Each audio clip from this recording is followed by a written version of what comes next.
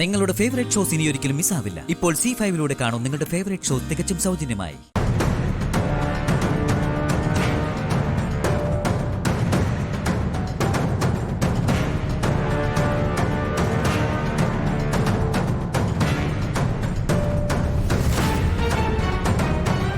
മേഘനാഥ, നീ എന്തൊക്കെയാണ് ഈ പറയുന്നതും ചെയ്യുന്നത്? ആ രാധയെ കണ്ടുപിടിക്കുക പോലും ചെയ്യാതെ അവൾക്ക് വേണ്ടി കല്യാണ മുഹൂർത്തം വിളിക്കുന്നു. നിനക്ക് എന്തു പറ്റി? സ്വബോധം നഷ്ടപ്പെട്ടോ? നഷ്ടപ്പെട്ടതല്ല, സ്വബോധം തിരിച്ചു കിട്ടിയതാ എനിക്ക്. ഇനി 3 മാസം അതിനകത്ത് ഞാൻ അവളെ കണ്ടുപിടിക്കും. എന്നിട്ട് വേണം തൃപ്പങ്ങോട്ടേക്ക് മടങ്ങിപ്പോവാൻ.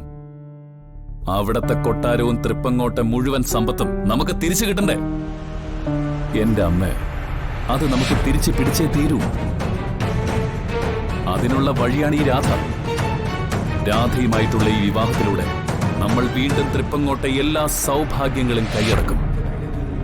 അതിലെന്തെങ്കിലും തടസ്സമുണ്ടെങ്കിൽ അത് മാറ്റാനാണ് എന്റെ ശ്രമം. മണിച്ച വാ.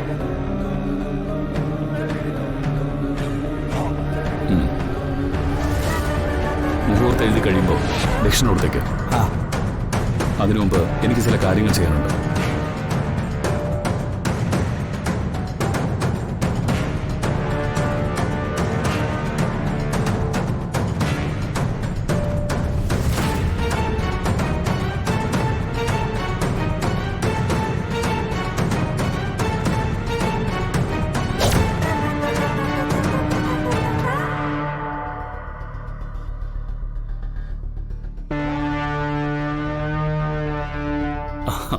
അപ്പോഴേ ഞാൻ ആ മുഹൂർത്തം അങ്ങ് കുറിപ്പിച്ചു.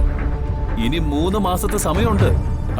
അതിനു മുമ്പ് ഞാൻ രാധയെ കണ്ടുപിടിക്കുന്നുള്ള കാര്യം ഉറപ്പാ. പിന്നെ എന്താന്ന് വെച്ചാ, ആ ജോത്സ്യർ ഒരു കമന്റ് പറഞ്ഞു, സുഭദ്ര ഏതോ ബന്ധനത്തിൽപ്പെട്ട് ഉഴലുന്നു. ആ ബന്ധനത്തിന്റെ താക്കോൽ ഈ കറുത്ത തിലകത്തിലാണെന്ന് എനിക്കറിയാം. അതുകൊണ്ട് അത് കഴുകി തുടച്ച് സ്വാതന്ത്ര്യം തരാൻ പോവാൻ ഞാൻ. But on one condition. സഹായിക്കണ്ട. പക്ഷേ തൃപ്പങ്ങോട്ടെ രാധയും ഈ കോട്ടയ്ക്കൽ മേഘനാഥനും തമ്മിലുള്ള വിവാഹത്തിന് തടസ്സം പിടിക്കരുത്. എന്താ, സമ്മതിച്ചോ? ശരി, നിന്റെ ഈ മൗനത്തെ സമ്മതമാണെന്ന് അംഗീകരിച്ച് ഞാനിതാ നിന്നെ നാഞ്ചിനാക്കിയരുടെ ബന്ധനത്തിൽ നിന്ന് മോചിപ്പിക്കുന്നു.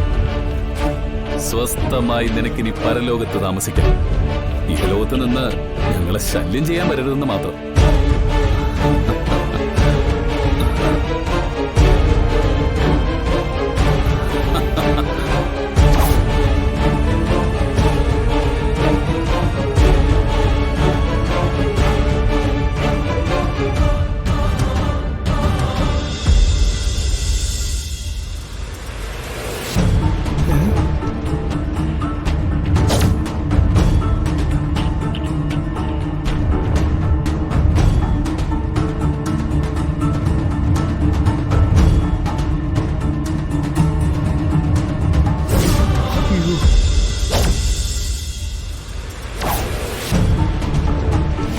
ഒന്നു മാത്രം ശ്രദ്ധിച്ചോളൂ, ഇവളുടെ ഈ നെറ്റിയിലെ കറുത്ത കുറി ഒരു കാരണവശാലും മായരുത്.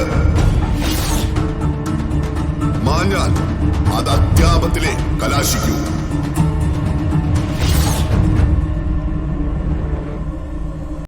ഡൗൺലോഡ് ചെയ്യൂ C5 ആപ്പ്. കാണൂ എല്ലാ എപ്പിസോഡുകളും സൗജന്യമായി.